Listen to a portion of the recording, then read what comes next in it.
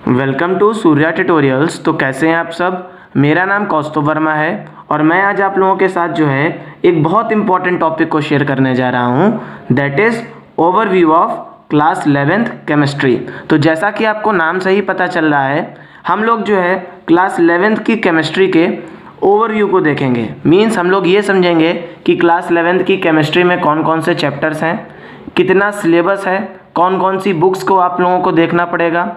अगर आप लोग आईआईटी और नीट की प्रिपरेशन कर रहे हैं तो उसके लिए आप लोगों को किस तरीके से तैयारी करनी पड़ेगी, कितने घंटे आप लोगों को पढ़ाई करनी पड़ेगी और कौन कौन सा चैप्टर जो है बहुत इंपॉर्टेंट होने वाला है क्लास 12th के बेसिस पे। तो चलिए स्टार्ट करते हैं। तो हमारा फर्स्ट पॉइंट क्या होगा, सिलेबस। तो अगर हम लोग सिलेबस के बारे में बात करें तो क्लास 10th में जब आप लोगों ने केमिस्ट्री पढ़ी थी तो वहाँ पर सिर्फ और सिर्फ 5 चैप्टर्स थे और उसमें भी जो था, जो टॉपिक्स थे उसके अंदर जो टॉपिक्स थे बहुत कम थे। लेकिन वहीं पे अगर आप लोग क्लास 11th को देखेंगे तो क्लास 11th की केमिस्ट्री में इंडिविजुअली 14 चैप्टर्स होने वाले हैं और आपकी एनसीईआरटी की 2 बुक्स जो हैं, यहाँ पर आप लोगों को पार्ट 1 और पार्ट 2 दोनों देखने को मिलेगा। तो आप लोग ये समझ सकते हैं कि जो क्लास 10th है और क्लास 11th है उसके केमिस्ट्री के सिलेबस में कितना ज़्यादा चेंजमेंट आने वाला है। मीन्स अगर आप लोग यहीं से देखिए, यहाँ पे 5 चैप्टर्स हैं और यहाँ पे 14 चैप्टर्स हैं, तो जो भी आपकी स्टडी होने वाली है वो 3 गुना ज़्यादा बढ़ने वाली है। और साथ ही साथ ये जो 14 चैप्टर्स हैं इनके अंदर जो भी टॉपिक्स होंगे वो बहुत ही डिटेल्ड में होंगे। मीन्स यहाँ से जो सिलेबस है वो एकदम से जंप मारेगा। ठीक है, आप लोग अगर 1 घंटे पढ़ते थे डेली साइंस को तो अब आपको इंडिविजुअली केमिस्ट्री को 1 से 2 घंटे डेली पढ़ना पड़ेगा। चाहे फिर आप लोग जो है फिजिक्स केमिस्ट्री मैथ स्ट्रीम के हों, पीसीएम स्ट्रीम के हों, और या फिर आप लोग जो है पीसीबी स्ट्रीम के हों, फिजिक्स केमिस्ट्री और बायोलॉजी। तो यहाँ से हम लोगों ने सिलेबस के बारे में बात कर लिया कि क्लास 11th का जो सिलेबस है बहुत ज़्यादा होने वाला है। तो आप लोगों को जो है रेगुलर स्टडी करनी पड़ेगी 1 से 2 घंटे। अब सेकेंड पॉइंट यहाँ पे क्या है कि अगर हम लोग केमिस्ट्री को देखें तो सारे टीचर जो है केमिस्ट्री पे इतना फोकस इसलिए करते हैं क्योंकि ये जो केमिस्ट्री सब्जेक्ट है ये बेसिकली की है, एक तरीके की चाबी है आपके गुड स्कोर के लिए। मींस अगर आप लोग जेई और नीट की प्रिपरेशन करेंगे आगे चल के तो केमिस्ट्री जो है एक ऐसा ईजीएस्ट सब्जेक्ट है। अगर आपके सारे डाउट्स क्लियर हैं और आपके सारे टॉपिक्स कवर हैं और आप लोगों ने अच्छे से क्वेश्चंस को क्लास 11th में सॉल्व कर लिया तो केमिस्ट्री एक ऐसा सब्जेक्ट है जहां से आप लोग जो है बहुत अच्छे मार्क्स को सिक्योर कर सकते हैं जेई और नीट एग्ज़ाम्स में। और साथ ही साथ अगर आप लोगों ने क्लास 11th की केमिस्ट्री को अच्छे से पढ़ लिया तो क्लास 12th में जो ऑर्गेनिक केमिस्ट्री आएगी या जो भी आपकी इनऑर्गेनिक केमिस्ट्री होगी वहाँ पे आपको कोई भी डाउट नहीं होगा और बहुत सारी चीज़ें जो हैं आपको एज इट इज़ देखने को मिल जाएंगी। तो आप लोग अगर ये समझ रहे हैं कि क्लास 11th की केमिस्ट्री नहीं पढ़ना है या इसको हम लोग जो है टाइम पास के तरीके से पढ़ेंगे तो प्लीज़ इसको अच्छे तरीके से पढ़िए। नहीं तो अगर आप लोग इसको अच्छे तरीके से नहीं पढ़ेंगे तो यहाँ पे ये होगा कि क्लास 12th के बाद फिर से आप लोगों को जो है क्लास 11th की केमिस्ट्री को पढ़ना पड़ेगा। तो यहाँ से आप लोग क्या समझ रहे हो कि क्लास 11th की केमिस्ट्री को एज ए मजाक नहीं लेना है। अगर आपका ये सारी चीज़ें क्लियर होंगी तो क्लास 11th की जो केमिस्ट्री है इसका वेटेज जो है 45% रहता है आपके जेई एग्ज़ाम्स में और नीट एग्ज़ाम्स में। अब हम लोग जो है थर्ड पॉइंट को देख लेते हैं, that is books and content.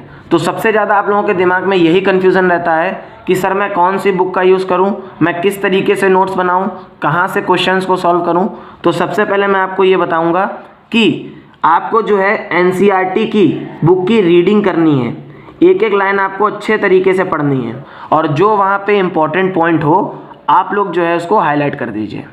सारे के सारे एनसीईआरटी के क्वेश्चंस लगाने हैं, ये आपके जो है सिलेबस के बेसिस पे और आपकी प्रिपरेशन के बेसिस पे मोर देन इनफ होगा। ठीक, अब सेकेंड पॉइंट ये आता है कि कुछ स्टूडेंट्स को जो है बहुत ज़्यादा क्वेश्चंस लगाने का मन होता है और उनको इंटरेस्ट होता है केमिस्ट्री में।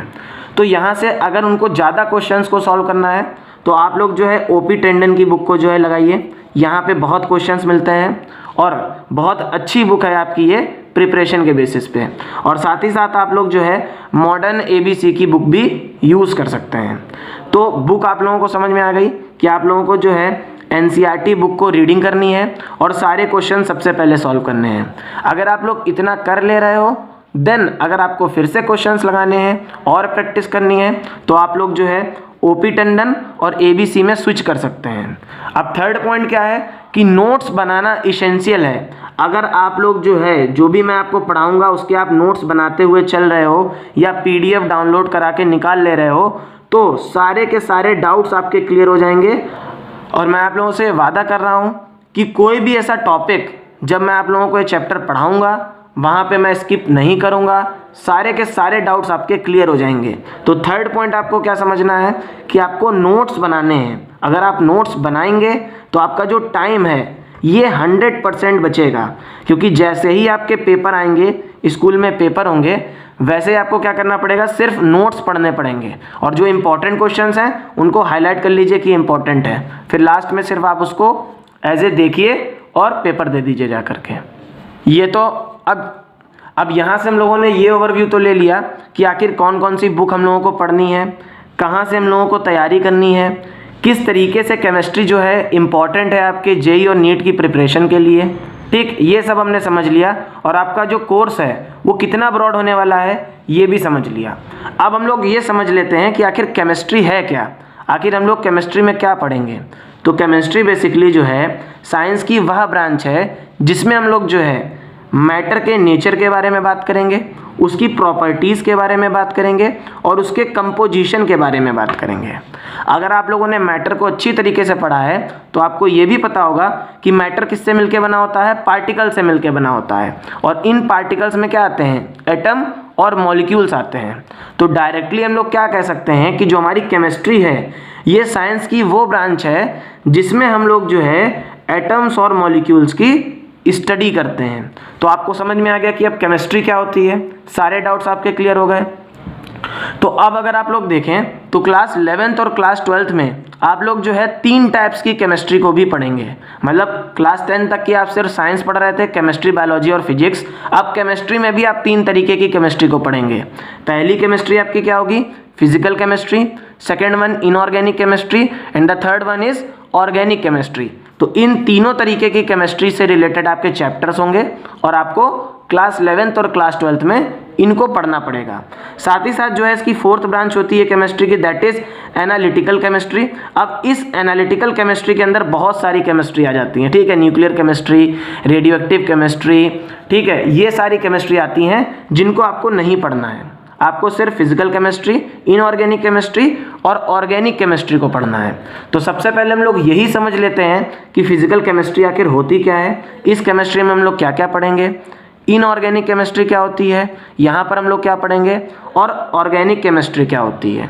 तो अगर हम लोग फिजिकल केमिस्ट्री की बात करें तो फिजिकल केमिस्ट्री में हम लोग क्या करने वाले हैं, जो भी हमारे एटम्स और मॉलिक्यूल्स होंगे, क्योंकि हमको ये पता है कि केमिस्ट्री में हम लोग क्या करेंगे, एटम और मॉलिक्यूल्स की बात करेंगे। तो एटम और मॉलिक्यूल्स की शेप और ज्योमेट्री के बारे में बात करेंगे, उसके कॉन्स्टिट्यूएंट्स के बारे में बात करेंगे, किस तरीके से जो है इसने मैटर की फॉर्मेशन करी, कैसे कैसे जो है टर्म्स का यूज़ हुआ, और बहुत ज़्यादा न्यूमेरिकल्स को फोकस करेंगे। तो अगर हम लोग फिजिकल केमिस्ट्री की बात करें तो केमिस्ट्री में भी जो फिजिक्स होगी, मीन्स जो फार्मूलाज होंगे, उन सारे से रिलेटेड न्यूमेरिकल्स होंगे। एटम और मॉलिक्यूल्स की शेप और ज्योमेट्री के बारे में बात होगी। तो फिजिकल केमिस्ट्री में आप लोगों को ये देखने को मिलेगा। लेकिन वहीं पे अगर हम लोग ऑर्गेनिक केमिस्ट्री की बात करें तो क्लास 10th में आप लोगों ने कार्बन एंड इट्स कंपाउंड पढ़ा था। तो वहाँ पे मैंने आपको ये बताया था कि इसी को हम लोग क्या बोलेंगे, आगे चल के ऑर्गेनिक केमिस्ट्री बोलेंगे। तो ऑर्गेनिक केमिस्ट्री में जो है हम लोग जो है सारे के सारे कार्बन और हाइड्रोजन से मिलके जो भी कंपाउंड्स की फॉर्मेशन होती है उनकी स्टडी को करते हैं। और कार्बन और हाइड्रोजन के जो भी कंपाउंड्स होते हैं, मैंने आप लोगों को बताया था उनको क्या बोला जाता है, हाइड्रोकार्बन्स बोला जाता है। तो बेसिकली हम लोग क्या कह सकते हैं कि जो हमारी ऑर्गेनिक केमिस्ट्री होगी इसमें हम लोग जो है हाइड्रोकार्बन कंपाउंड्स की स्टडी को करेंगे। तो ये बहुत ज़्यादा इम्पॉर्टेंट है। अगर आप लोगों ने क्लास 11th की केमिस्ट्री को अच्छे तरीके से पढ़ लिया, ऑर्गेनिक केमिस्ट्री को, तो आपकी क्लास 12th की जो ऑर्गेनिक केमिस्ट्री है उसके सारे कॉन्सेप्ट्स, सारे डाउट्स, इवन सारे रिएक्शंस भी आपके क्लियर हो जाएंगे। तो अगर आप लोग फोकस से पढ़ेंगे तो ये मेरा वादा है कि आप लोगों को जो है आपका 1 साल बर्बाद नहीं होगा और आपके सारे डाउट्स क्लियर हो जाएंगे। अब हम लोग जो है इनऑर्गेनिक केमिस्ट्री के बारे में बात कर लेते हैं। तो इनऑर्गेनिक केमिस्ट्री में क्या होगा कि अगर हम लोग कार्बन और हाइड्रोजन के कंपाउंड्स को हटा दें और बाकी जितने भी कंपाउंड्स आपको देखने को मिल रहे हैं उन सारे कंपाउंड्स की स्टडी जो होती है वो हम लोग इनऑर्गेनिक केमिस्ट्री में करते हैं, ठीक है। तो it is the study of all the compounds except carbon and hydrogen.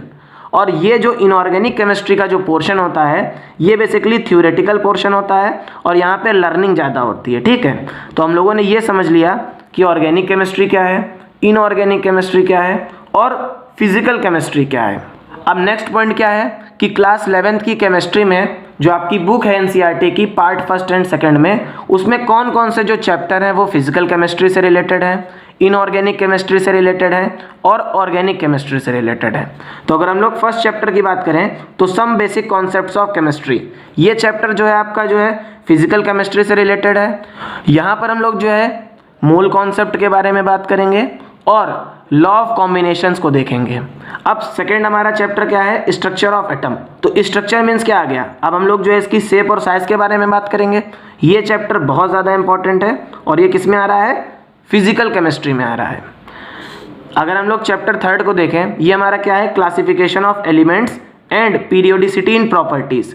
तो देखिए अगर हम लोग एलिमेंट्स की क्लासिफिकेशन करेंगे तो बेसिकली किस में आएगा, इनऑर्गेनिक केमिस्ट्री में आएगा क्योंकि ये थ्योरेटिकल पोर्शन होने वाला है, ठीक। तो ये भी चैप्टर आपका बहुत इंपॉर्टेंट है आईआईटी और नीट की प्रिपरेशन के लिए। तो अगर हम लोग चैप्टर 4 की बात करें that is chemical bonding and molecular structure, ये चैप्टर जो है आपका क्लास 11th की केमिस्ट्री का बैकबोन है। अगर आपको ये चैप्टर अच्छे से आता है तो आपके सारे डाउट्स और सारे कॉन्सेप्ट्स आपके क्लियर हो जाएंगे। तो आपको सबसे पहले इस चैप्टर को जो है बहुत स्ट्रॉन्ग करना है। अगर हम लोग देखें तो जेईई और नीट में 4 क्वेश्चंस जो हैं यहाँ से डायरेक्टली पूछे जाते हैं। मींस जो 16 मार्क्स का जो वेटेज होने वाला है वो आपके केमिकल बॉन्डिंग और मॉलिक्यूलर स्ट्रक्चर से ही होगा। अब हम लोग जो है अपने नेक्स्ट चैप्टर को देख लेते हैं that is states of matter. तो यहाँ पर हम लोग जो है मैटर की स्टेट्स के बारे में बात करेंगे और लिक्विड और गैसियस स्टेट के बारे में बात करेंगे। लिक्विड एंड गैसियस फॉर्म में जो भी मैटर एग्जिस्ट करेगा उसकी स्टेट के बारे में बात करेंगे। और जो सॉलिड्स होंगे, सॉलिड्स आपके क्लास 12th के सिलेबस में होगा। तो ये चैप्टर आपका किस में आ रहा है, फिजिकल केमिस्ट्री में आ रहा है। PC stands for physical chemistry. अब अगर हम लोग अपने नेक्स्ट चैप्टर को देखें दैट इज़ थर्मोडायनेमिक्स। तो थर्मोडायनेमिक्स बहुत ज़्यादा इंपॉर्टेंट चैप्टर है। यहाँ से 2 क्वेश्चंस जो हैं आपके जेईई और नीट में पूछे जाते हैं और ये पूरा का पूरा जो है न्यूमेरिकल पोर्शन है। तो अगर आपके सारे कॉन्सेप्ट्स क्लियर होंगे तो आप सारे के सारे न्यूमेरिकल्स को सॉल्व कर सकते हैं बड़े आसानी से। अब चैप्टर 7 जो है दैट इज़ इक्विलिब्रियम। तो मैंने आप लोगों को जब क्लास 10th में पढ़ाया था केमिकल रिएक्शन एंड इक्वेशन, तो वहाँ पे इक्विलिब्रियम को इंट्रोड्यूस किया था। तो इक्विलिब्रियम चैप्टर बहुत ज़्यादा इंपॉर्टेंट है, ये आपका फिजिकल केमिस्ट्री से है। यहाँ पे आप लोग जो है 2 पार्ट्स में इस चैप्टर को पढ़ेंगे। पहला आपका केमिकल इक्विलिब्रियम होगा and second one is ionic equilibrium. और यहाँ से 3 से 4 क्वेश्चंस जो हैं आपके जेईई और नीट में पूछे जाते हैं डायरेक्टली। तो अगर आपके सारे कॉन्सेप्ट्स क्लियर होंगे और आप मैक्सिमम क्वेश्चंस की प्रैक्टिस करेंगे तो मुझे ऐसा लगता है कि आप लोग ज़्यादा से ज़्यादा क्वेश्चंस को कर सकते हैं। अब चैप्टर नंबर 8 हमारा क्या है दैट इज़ रेडॉक्स रिएक्शंस। तो रेडॉक्स रिएक्शंस में हम लोग जो है ऑक्सीडेशन और रिडक्शन रिएक्शंस के बारे में बात करेंगे, ऑक्सीडेशन नंबर को देखेंगे। और ये चैप्टर जो है इंपॉर्टेंट है क्योंकि यहाँ से नीट में 2 क्वेश्चंस पूछे ही जाते हैं और जेईई में 1 क्वेश्चन आता है और ये आपका इनऑर्गेनिक केमिस्ट्री में इंक्लूड होता है। अगर हम लोग 9th चैप्टर की बात करें, 10th चैप्टर की बात करें और 11th चैप्टर की बात करें तो यहाँ पे हाइड्रोजन, एस ब्लॉक एलिमेंट्स और पी ब्लॉक एलिमेंट्स, तीनों के तीनों चैप्टर जो हैं आपके इनऑर्गेनिक केमिस्ट्री में आते हैं और बहुत इंपॉर्टेंट है आपके क्लास 12th के बेसिस पे। क्योंकि देखिए आप लोग जो है पी ब्लॉक एलिमेंट्स में ग्रुप नंबर 13 और 14 क्लास 11th में पढ़ेंगे और क्लास 12th में जैसे ही आप स्विच करेंगे तो अगर आपके सारे कॉन्सेप्ट्स नहीं क्लियर होंगे तो वहाँ पर आप लोग जो है ग्रुप नंबर 15, 16, 17 और 18 के बारे में बात करेंगे, ठीक है। तो क्लास 12th में आप लोगों को पी ब्लॉक एलिमेंट्स अच्छे तरीके से पढ़ना पड़ेगा। तो आपके यहाँ से सारे डाउट्स क्लियर होने चाहिए, ठीक। अब चैप्टर नंबर 12 से लेकर के चैप्टर नंबर 14 तक की जो भी आपकी केमिस्ट्री बचती है ये हमारी है ऑर्गेनिक केमिस्ट्री। और यहाँ से 3 क्वेश्चंस आपके आने कन्फर्म है, चाहे फिर वो आपका जेईई हो और या फिर आपका नीट हो। तो organic chemistry and some basic principles technique ये बहुत इंपॉर्टेंट चैप्टर है। यहाँ पर हम लोग इफेक्ट्स के बारे में बात करेंगे, ठीक। हाइड्रोकार्बन्स ये भी वेरी इंपॉर्टेंट चैप्टर है। यहाँ पे हम लोग जो है ऑर्गेनिक केमिस्ट्री के डिफरेंट रिएक्शंस के नेम्ड रिएक्शन देखेंगे और कौन कौन से कंपाउंड्स की फॉर्मेशन होती है इसके बारे में भी बात करेंगे। नेक्स्ट चैप्टर हमारा क्या है, that is chapter number 14 and this one is environmental chemistry. तो इन्वायरमेंटल केमिस्ट्री को भी हम लोग देखेंगे किस तरीके से हमारी इन्वायरमेंट में भी जो है केमिस्ट्री लग रही है। जैसे सपोज कर लीजिए एसिड रेन, तो एसिड रेन क्या होती है, ठीक है। फिर पॉल्यूशन में क्या क्या चीज़ें इन्वॉल्व होती हैं, कौन कौन सी एयर में पार्टिकल्स होते हैं जो पॉल्यूशन को क्रिएट करते हैं, इन सारे टॉपिक्स के बारे में बात करेंगे। तो आई होप आप लोगों को समझ में आ गया होगा कि आपकी जो क्लास 11th की केमिस्ट्री है ये बहुत ज़्यादा ब्रॉड होने वाली है। सारे टॉपिक्स आप लोगों को डिटेल्ड में पढ़ने पड़ेंगे।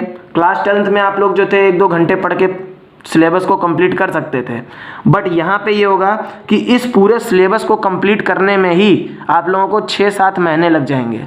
तो फिर अगर आपके सारे डाउट्स क्लियर नहीं होंगे देन रिवीजन करने में आप लोग जो है उसको फिर स्किप कर दोगे। तो अच्छे तरीके से पढ़िए। कोरोना वायरस है इसका मतलब ये नहीं है कि आप लोग पढ़ाई नहीं करेंगे, आप लोग पढ़ाई करिए क्योंकि आपका कैरियर आपके हाथों में है। प्लीज़ अपना ध्यान रखिए, मास्क को लगाए रहिए, घर में रहिए, सेफ रहिए। अगर आप लोगों को जो है वीडियो अच्छा लगा हो तो प्लीज़ चैनल को सब्सक्राइब कर लीजिएगा, वीडियो को शेयर करिएगा। Thank you so much.